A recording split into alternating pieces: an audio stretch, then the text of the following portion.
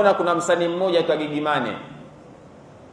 Kuna msanii mmoja anaitwa Gigimane, nimemuona. Kwa wale vijana ambao wanafuatilia watakuwa wanamjua Gigimane ni nani.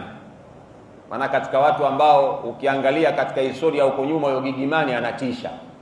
Lakini juzi kaingia katika Uislamu.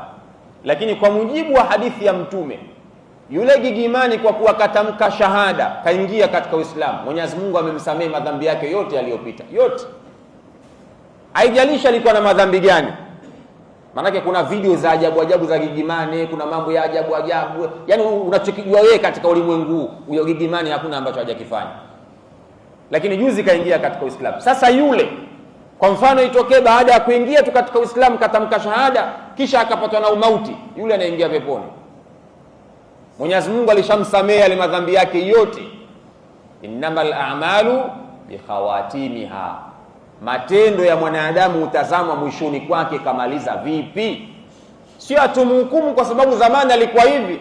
Atumhukumu mtu kwa sababu zamani alikuwa hivi. Yule alikuwa hivyo. Hiyo ni past. Inakuwa ni fi'il madhi. Ni kitendo kilichopita, lakini tutazama huyu mwisho wake imekuwaje. Allah subhanahu wa ta'ala anatazama hapo.